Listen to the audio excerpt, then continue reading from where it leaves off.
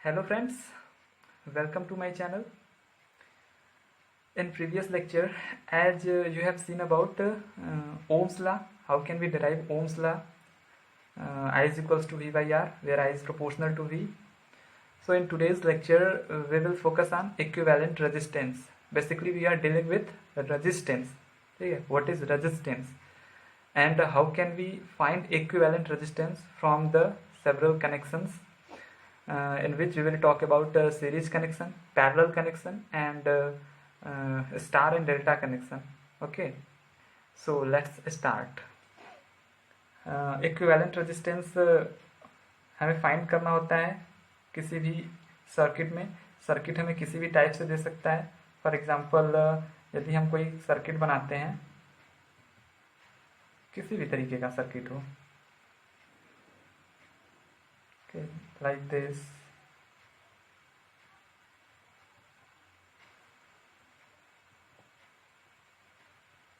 ये सपोज करिए कोई सर्किट है. ओके, और ये कोई टर्मिनल है A and B. Terminal actually हम किसको बोल रहे हैं? जो हमारे स्टार्टिंग और एंडिंग पॉइंट जैसे होते हैं किसी भी चीज़ के स्टार्टिंग और एंडिंग पॉइंट, तो वैसे ही यहाँ पे क्या है, हम दो स्टार्टिंग और एंडिंग पॉइंट को निकाल रहे हैं. ठीक है, तो उसको हम जस्ट टर्मिनल नाम दे रहे हैं कि ये सर्किट्स के टर्मिनल्स हैं. ठीक है, जैसे जैसे हमको नीड पड़ती जाएगी, जो जो चीज़ें हमको डिफाइन करना होगा वो चीज़ें डिफाइन करते चलेंगे. ठीक है, जैसे हमने अभी बताया कि ये टर्मिनल्स हैं. आगे चलने के बाद हमको पता चलेगा ब्रांच क्या होते हैं, और नोड्स क्या होते हैं, मैश क्या होता है, लूप क्या होता है. ठीक है, जंक्शन क्या होता है. तो जैसे जैसे नीड पड़ती जाएगी वैसे हम वैसे वैसे क्या करेंगे, चीज़ों को डिफाइन करते चलेंगे. ठीक है, तो ये इक्विवेलेंट रेजिस्टेंस हमको फाइंड करना होता है. ठीक है, किसके बीच? इन दोनों टर्मिनल्स के बीच, स्टार्टिंग और एंडिंग टर्मिनल के बीच, ए और बी के बीच. बट इसके पहले हमें क्या सीखना है कि कैसे हम सर्किट्स को एनालाइज करें, कि कैसे सॉल्व करना है. तो उसके लिए हमें कुछ कनेक्शंस के बारे में जानना होगा. वो कौन कौन से कनेक्शन हैं? तो पहला जो आपका होता है series connection, parallel connection. Okay, parallel connection. After that दो और, वैसे दो कनेक्शन होते हैं लेकिन दो और कनेक्शन होते हैं. वो क्या होते हैं? स्टार कनेक्शन और डेल्टा कनेक्शन. ठीक है, so in this lecture we will cover only these two portion, series connection and parallel connection. I hope कि ये चीज़ भी हमने फिजिक्स में पढ़ रखा है. सीरीज कनेक्शन और पैरेलल कनेक्शन इतना तो बेसिक आई थिंक सभी को पता होगा कि कैसे हम सीरीज कनेक्शन और पैरेलल कनेक्शन को पता करते हैं. बट जैसा कि हम बेसिक से चल रहे हैं, तो जस्ट एक बार क्विक रिवीजन ले लेते हैं कि सीरीज कनेक्शन और पैरेलल कनेक्शन क्या होता है. ठीक है, तो अब जैसे इस सर्किट में हमको क्या करना होता है, पहले देखना होता है कि सर्किट्स पहले किस में है, सीरीज में है या पैरेलल में है, कहाँ पे स्टार कनेक्शन है, कहाँ पे डेल्टा कनेक्शन है. फिर उसके हिसाब से आगे हमें क्वेश्चन को सॉल्व करना होता है. आफ्टर दैट हमको इक्विवेलेंट रेजिस्टेंस फाइंड करना होता है जिस टर्मिनल के बीच पूछा हो. ठीक है, इक्विवेलेंट रेजिस्टेंस. तो आइए देखते हैं सीरीज कनेक्शन क्या होता है. Series connection,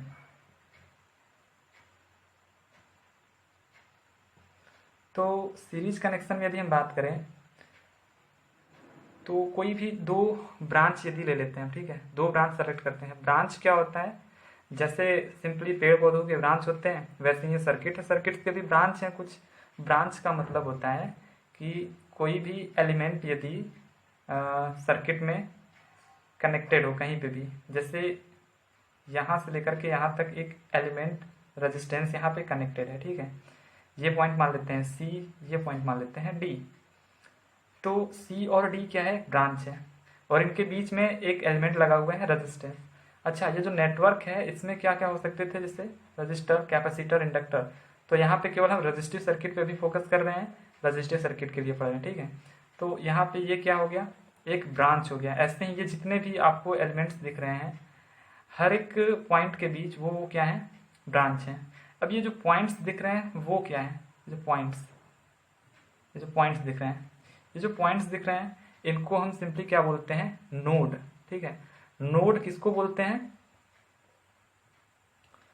node is a point in a circuit on which two or more branches meet।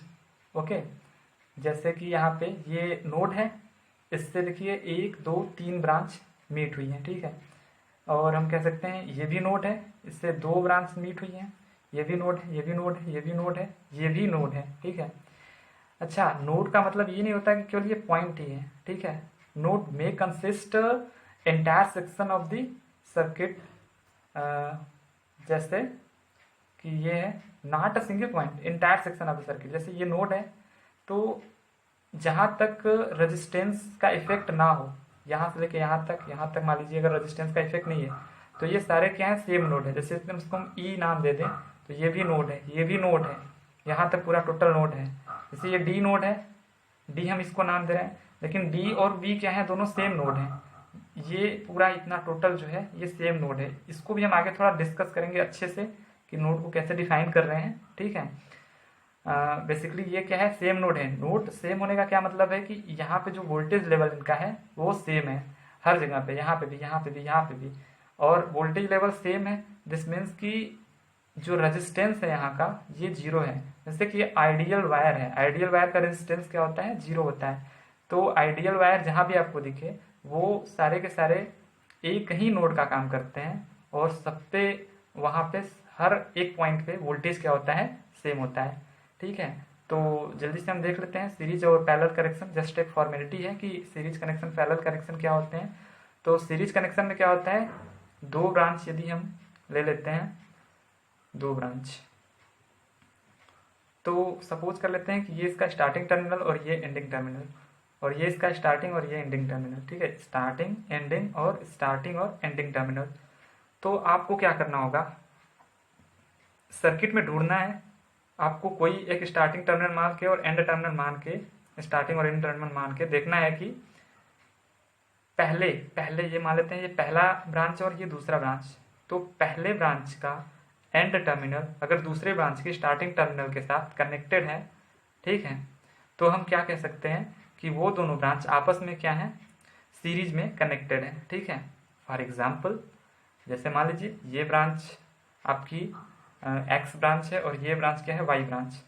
तो हम एज्यूम कर लेते हैं कि ये कौन सा स्टार्टिंग टर्मिनल है और ये इसका एंड टर्मिनल है। अब इस ब्रांच का ही ये हम क्या मान लेते हैं, स्टार्टिंग टर्मिनल और ये एंड टर्मिनल। तो अब देखिए एक्स ब्रांच का एंड टर्मिनल वाई ब्रांच के स्टार्टिंग टर्मिनल से कनेक्टेड है, इस वजह से हम एक्स और वाई को क्या कह सकते हैं कि ये एक दूसरे के साथ सीरीज में कनेक्टेड है। ठीक है, तो ये हुआ आपका सीरीज कनेक्शन। ठीक है, अब सीरीज कनेक्शन में हम इक्विवेलेंट रेजिस्टेंस को कैसे फाइंड करते हैं, थोड़ा इसके बारे में देख लेते हैं। ठीक है, तो जस्ट यहीं पे देख लेते हैं। लेट अस सपोज दैट कि यहाँ पे जो रेजिस्टेंस है इस एलिमेंट में, इस एलिमेंट का रेजिस्टेंस R1 है और इस एलिमेंट का रेजिस्टेंस क्या है, R2 है। ठीक है, अब हम क्या करते हैं, इनको किसी एक बैटरी के साथ कनेक्ट कर देते हैं। ठीक है, बैटरी के साथ कनेक्ट कर देते हैं, ये प्लस और ये माइनस। अच्छा जी, एक्चुअली क्या होता है कि जो करंट होता है, करंट वो क्या करता है, higher potential to lower potential की तरफ फ्लो करता है। ठीक है, करंट को एक बार हम बता देते हैं, पीछे हमने नहीं बताया था शायद। Current will always flow from higher potential to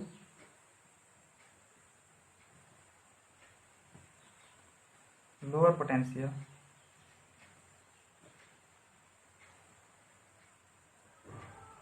okay, ठीक है, तो अब यहाँ से क्या होगा, हायर पोटेंशियल ये है प्लस और ये क्या है माइनस, लोअर पोटेंशियल। तो यहाँ से करंट अगर फ्लो होना स्टार्ट करता है, ये करंट, अब देखिए यहाँ पहले क्या था, वोल्टेज, वोल्टेज के बाद क्या हुआ, करंट आया है। ठीक है, वोल्टेज पहले था, उसके बाद करंट अपने आप को डेवलप किया है, किसके हिसाब से, इन रेजिस्टेंसेस के हिसाब से। जैसा हमने पिछले लेक्चर में बताया था कि करंट वोल्टेज को देख के आता है, और वोल्टेज करंट को देखकर नहीं आता है, लेकिन करंट जो होता है वो वोल्टेज को देख के आता है। इस मीन्स करंट डिपेंड करता है वोल्टेज पे, वोल्टेज डिपेंड नहीं करता है करंट पे, ठीक है। तो यहाँ पे वोल्टेज अप्लाई होने से एक करंट इसमें फ्लो होगा।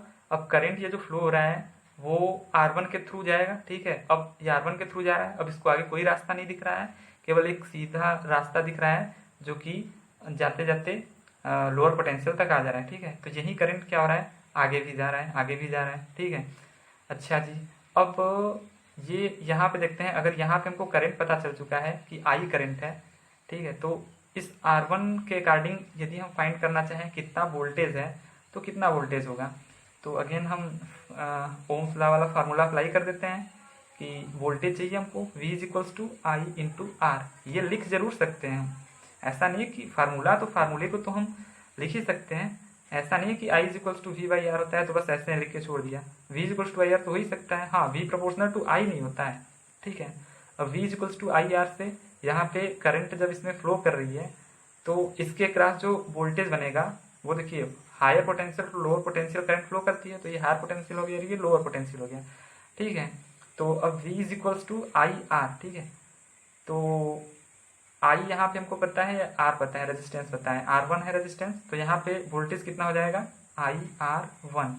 और यहाँ पे अगर हम वोल्टेज पता करना चाहें R2 के क्रॉस वोल्टेज कितना है, तो higher to lower current flow कराएंगे और यहाँ का जो वोल्टेज है वो कितना हो जाएगा I into R2, V equals to I into R2, ठीक है। तो हमारे पास दो रेजिस्टेंसेस के अक्रॉस वोल्टेज देखने को मिल गया। क्या क्या मिला, अगर हम बात करें कि ये रेजिस्टेंस कितना है V1, इसकी हम यदि हम बात करें कि ये कितना है, ये V1 वोल्टेज है और ये V2 वोल्टेज है, ठीक है। तो V1 इज इक्वल्स टू क्या आया I इंटू R1 और V2 इज इक्वल्स टू क्या आया I इंटू R2, ठीक है। तो अब यदि हम क्या करें, हमको क्या फाइंड करना है, इक्विवेलेंट रेजिस्टेंस। इक्विवेलेंट रेजिस्टेंस बोले तो इनके बीच इस टर्मिनल का नाम दे देते हैं A और इस टर्मिनल का नाम दे देते हैं B। हमको क्या चाहिए RAB, ये क्वेश्चन मार्क है। तो RAB चाहिए हमको, तो हमें क्या पता होना चाहिए, टोटल वोल्टेज पता होना चाहिए।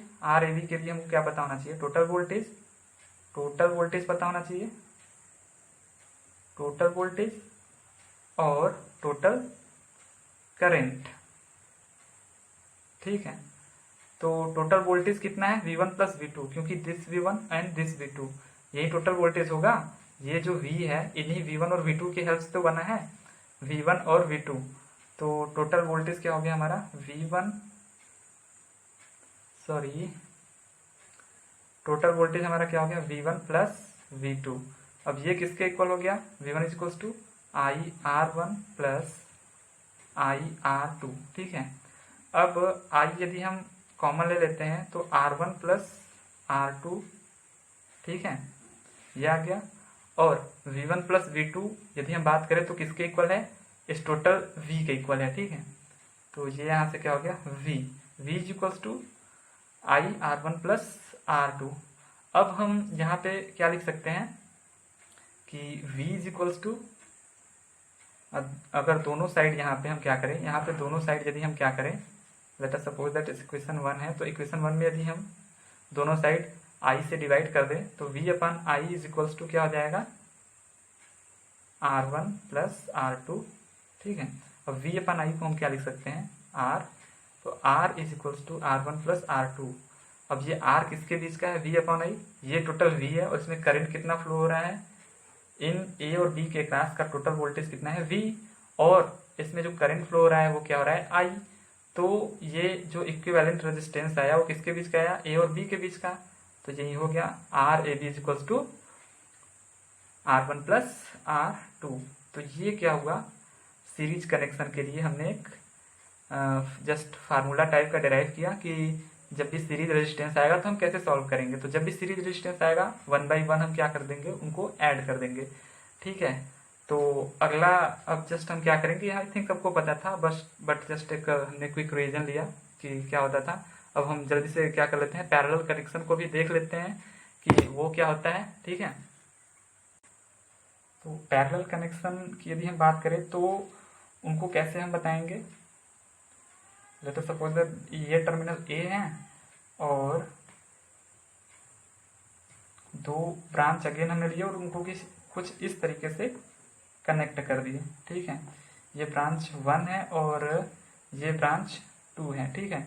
ये ब्रांच 1 और ये ब्रांच क्या है 2। इसकी जो रेजिस्टेंस है वो क्या है R1 और इसकी रेजिस्टेंस जो है वो क्या है R2 और ये टर्मिनल B है। अब इन्हीं के बीच का हमको क्या चाहिए, इक्विवेलेंट रेजिस्टेंस चाहिए। तो अगेन हम क्या करते हैं, यहाँ पे एक वोल्टेज अप्लाई करते हैं, वोल्टेज V अप्लाई कर देते हैं, ठीक है, plus minus higher to lower. जैसे ही वोल्टेज अप्लाई करेंगे क्या होगा, इन रेजिस्टेंस एक तरह से यहाँ किस चीज़ का काम कर रहा है, लोड का।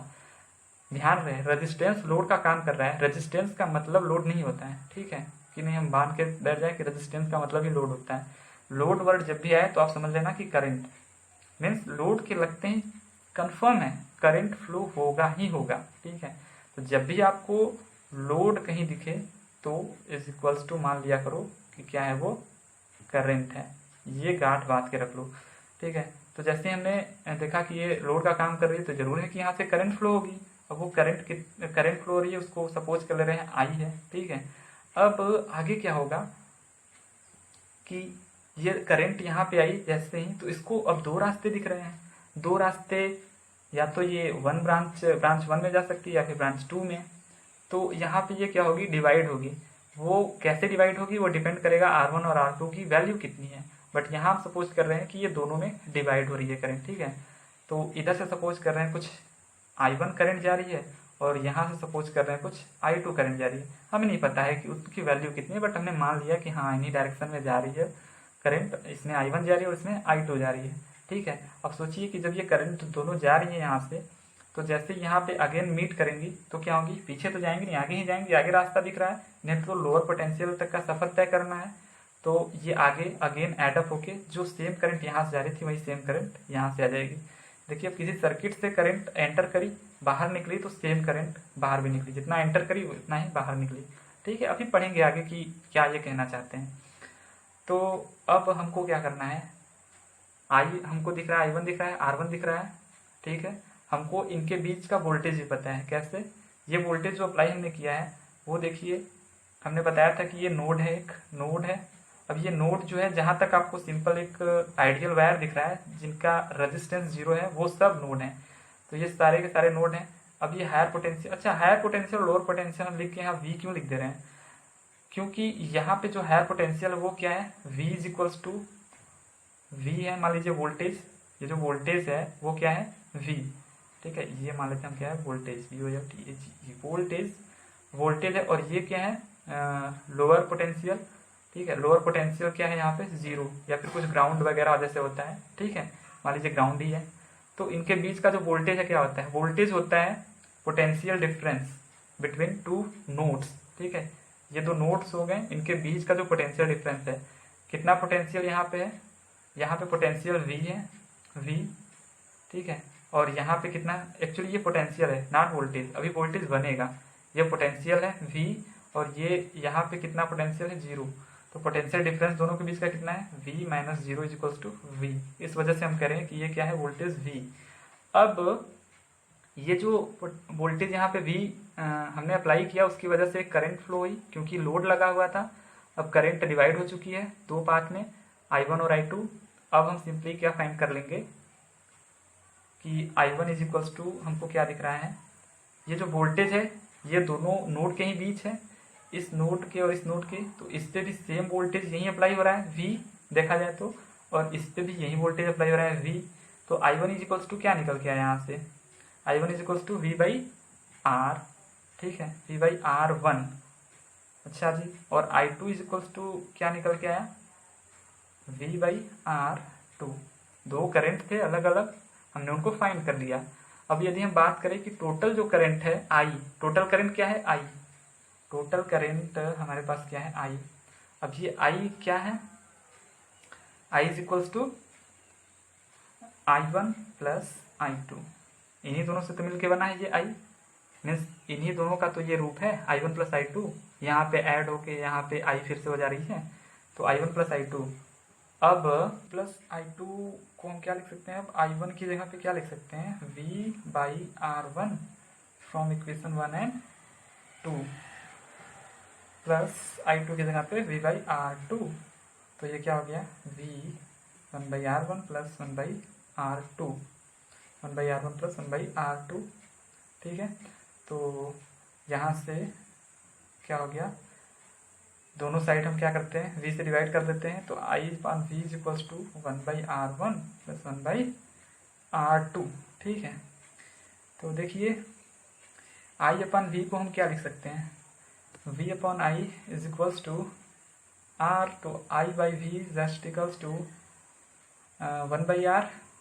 R किसके बीच है, A और B के बीच, तो इज इक्वल्स टू हम क्या लिख सकते हैं, RAB।